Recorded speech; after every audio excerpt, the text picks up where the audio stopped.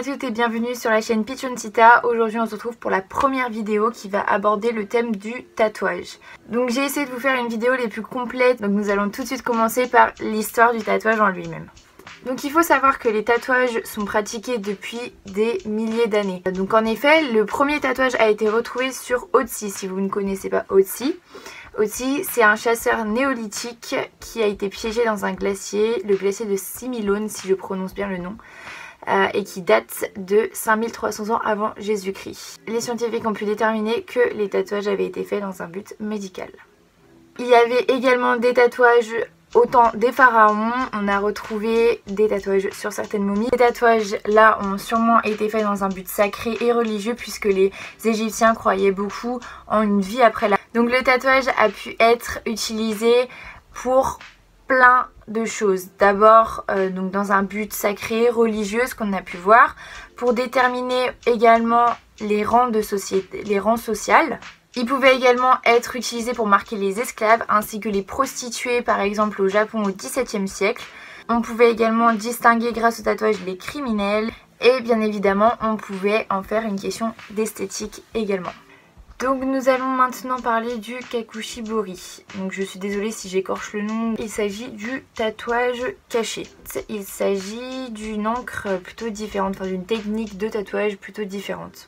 Donc en effet le tatouage est à base de poudre de riz qui va tout simplement réagir en fonction de la température du corps. Il est donc visible que dans certaines occasions, lors d'efforts sportifs ou tout simplement lorsqu'on prend un bain chaud ou encore quand on prend de l'alcool et d'autres exemples bien évidemment quand la température du corps du coup monte et le tatouage apparaît donc en rouge. Donc aujourd'hui il existe toutes sortes d'encres, toutes sortes de couleurs. On peut également noter donc le tatouage UV qui réagit seulement à la lumière noire. Donc pour faire un tatouage il existe plein de méthodes et ici je vais vous en citer quelques-unes, peut-être connues ou non. Premièrement nous allons parler de la suture. La suture est utilisée par les Inuits donc en Antarctique. Il s'agit en fait de prendre un fil de tendon de caribou, donc imbiber dans de la suie et de le passer dans une aiguille. Et en fait on va passer l'aiguille et donc du coup le fil en dessous la peau en quelques points, ce qui va donner des motifs de traits. Ensuite, si on connaît bien le monde du tatouage, forcément on connaît le tatouage par piqûre, qui est beaucoup utilisé dans les cultures tribales. Donc il fallait simplement avoir un outil aiguisé que l'on trempait dans de la cendre et que l'on mettait donc sous la peau. Ensuite, donc une méthode que je ne connaissais pas du tout avant mes recherches, il s'agissait de la méthode par incision. On incisait donc la peau et on faisait le motif que l'on voulait sur la peau et on frottait la coupure avec de l'encre ou de la cendre, ce qui coloriait automatiquement l'incision. Ça a été beaucoup utilisé par les Ainu et on pourra noter également le Irezumi au Japon qui refait surface aujourd'hui et que beaucoup de personnes veulent tester. Aujourd'hui, la méthode la plus utilisée est le tatouage avec un dermographe. Donc le dermographe, lui, il a des aiguilles très fines. Donc ça peut aller de 1 mm d'épaisseur, donc c'est très fin. Et en fait, l'aiguille va venir entre votre derme et votre épiderme, donc entre 1 et 4 mm sous la peau pour déposer l'encre.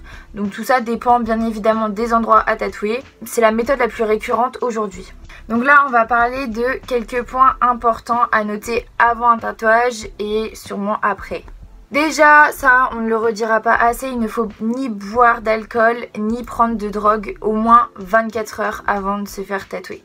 Ces substances en fait vont fluidifier votre sang et ça va être une galère pour le tatoueur de vous tatouer. Il est important de venir avec une peau préalablement nettoyée. Le tatoueur quant à lui doit être certifié, donc ne faites pas ça dans la rue, ne faites pas ça lors d'une teuf, lors d'une soirée, il y en a beaucoup qui le font encore et il peut y avoir des transmissions de maladies, donc surtout un tatoueur certifié, c'est important.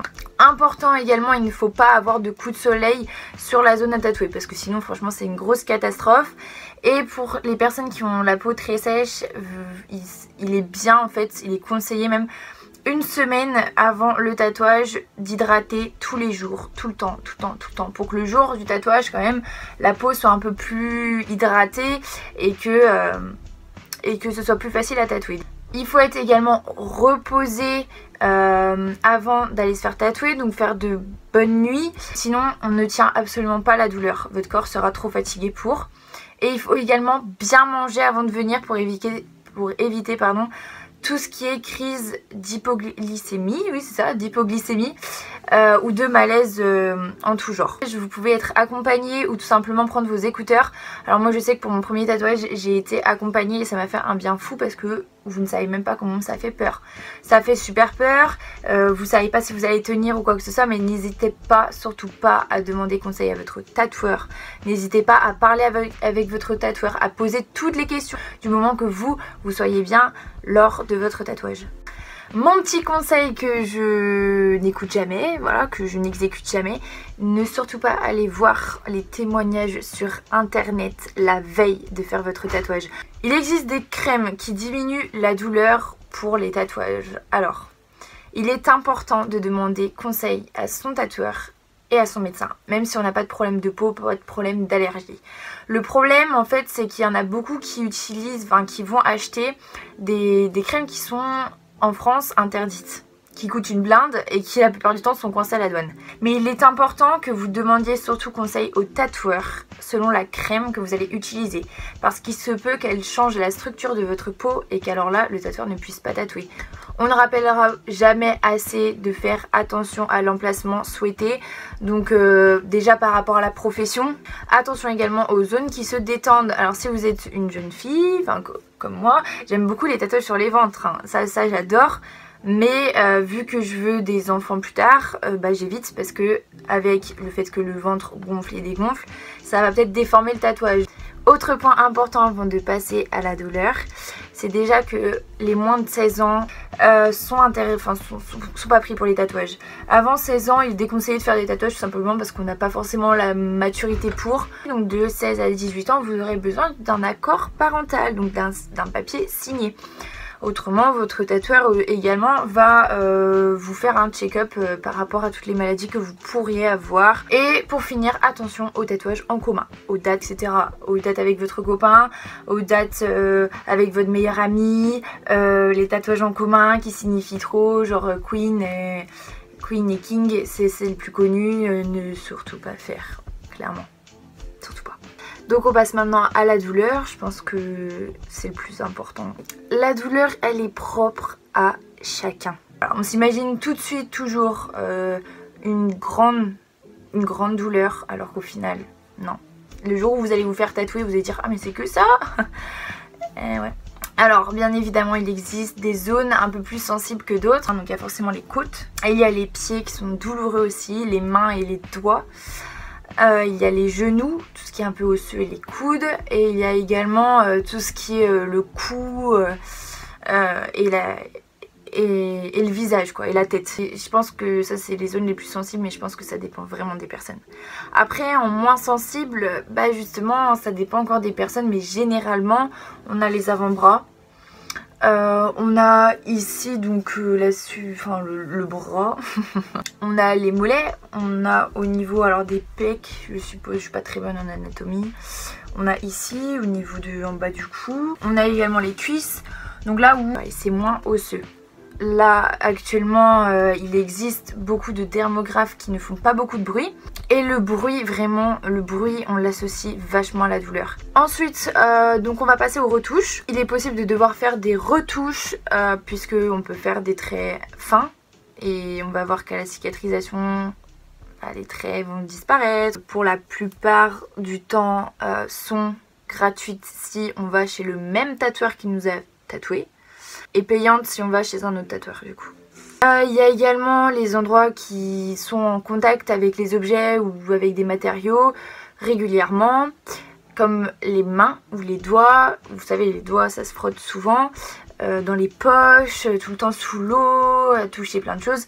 Et en fait le tatouage il peut vite s'évaporer, donc il va s'évaporer, vite disparaître on va dire, donc il faudra faire sûrement plusieurs fois pour que ça tienne vraiment sur les mains. Bien évidemment on peut faire un tatou, mais on peut également l'enlever. Il existe plusieurs techniques, dont deux que je connais. D'abord le cover.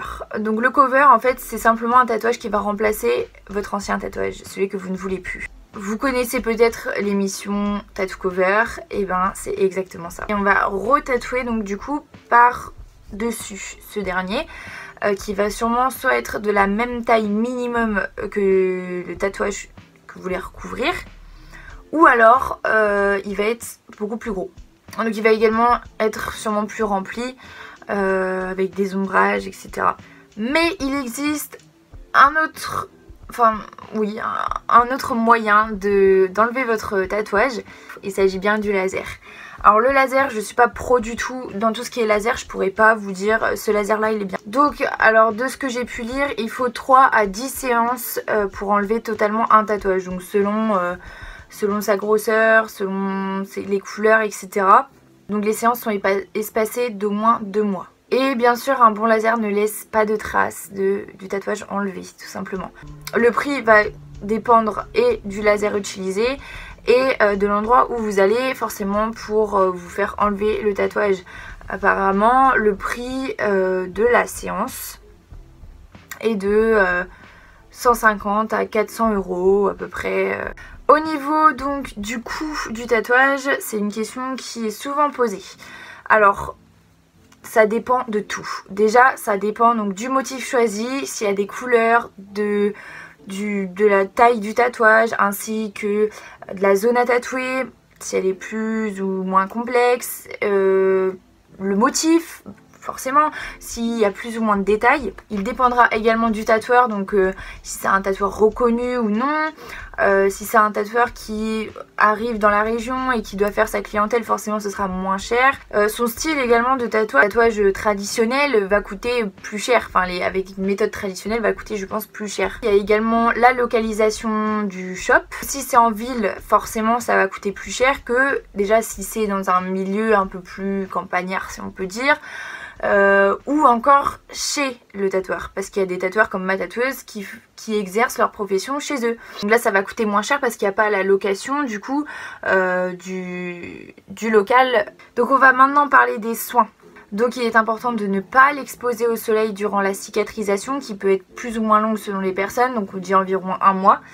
De même pour les bains, pour ne pas avoir de l'eau qui stagne sur la blessure, parce que, enfin la blessure, sur la plaie, pour que la cicatrisation se fasse mieux, votre tatoueur va vous conseiller de la crème cicatrisante sur votre tatouage 3 à 4 fois par jour avec des mains propres. Donc maintenant on va parler de ma propre expérience avec le tatouage. Donc je n'ai pas une expérience de dingue à ce sujet puisque je n'ai que 2 tatouages, mais il se trouve que je les ai fait à des endroits qui peuvent être un petit peu sensibles pour certaines personnes. Donc mon tout premier tatouage, je l'ai fait donc pour mes 17 ans. Donc ce sont donc des hiéroglyphes égyptiens. Donc voilà, j'adore l'Égypte. Je l'ai dit dans ma première vidéo que mon premier tatouage, je voulais absolument qu'il ait une signification par rapport à ma famille, par rapport à quelqu'un d'important pour moi. Et donc j'ai voulu faire un petit clin d'œil à mon papa. Donc pour ceux qui connaissent ou ceux qui ne connaissent pas d'ailleurs, c'est l'œil protecteur des morts et des vivants, donc l'œil d'Horus, avec le prénom de mon papa qui suit. Donc elle a simplement, pour me montrer la douleur, elle a simplement fait une croix dans la pupille de l'œil d'Horus. Sur une échelle de 10, on va dire que j'ai eu mal à quoi 3. Donc voilà pour mon premier tatouage. 2 jours avant que je sois majeure, je me suis refait tatouer. Et cette fois-ci sur les côtes. Donc ça c'est un projet, un grand projet du coup que j'avais. Donc mon tatouage lui c'est une fleur de lys et une pivoine. Avec la tige qui forme les lettres, enfin 40 en lettres. Plus LB sur l'extrémité de mon tatouage. Alors le lys c'est par rapport à mon grand-père et la pivoine c'est ma grand-mère qui a choisi donc cette fleur là. Le 40, alors c'est une longue histoire et un peu personnelle que je ne dirai pas du coup sur les réseaux. Le LB donc c'est les initiales du poney que j'ai monté pendant 4 ans. Au niveau de la douleur, alors les côtes, le fameux mythe des côtes qui fait juste super mal. Je peux vous dire que moi je n'ai pas eu mal sur les côtes, mais alors dans le creux au niveau du 40... Aïe, là franchement là je peux dire que j'ai un peu douillé, ouais. La petite histoire c'est que elle m'avait dit bah tu peux mettre de la xylocaïne dessus parce que moi je voulais une crème. Sauf que moi j'ai mal appliqué la xylocaïne, donc j'ai juste mis comme ça, comme une crème, et en fait je me suis retrouvée à n'avoir aucun effet. Donc en fait je me suis fait tatouer les côtes sans anesthésie. Donc sur une échelle de 1 à 10 pour les côtes, sauf le 40, j'ai un peu douillé la feuille qui remonte un peu sur le sein. Je vais dire, en incluant tout, je vais dire honnêtement, je vais dire 4-5.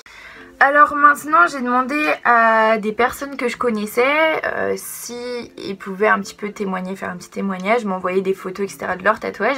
Alors d'abord donc Sarah c'est une amie qui donc du coup s'est fait il me semble donc environ 4 tatouages. Donc le premier c'est Ohana avec une date qui est très importante pour elle, qu'elle a depuis 2 ans.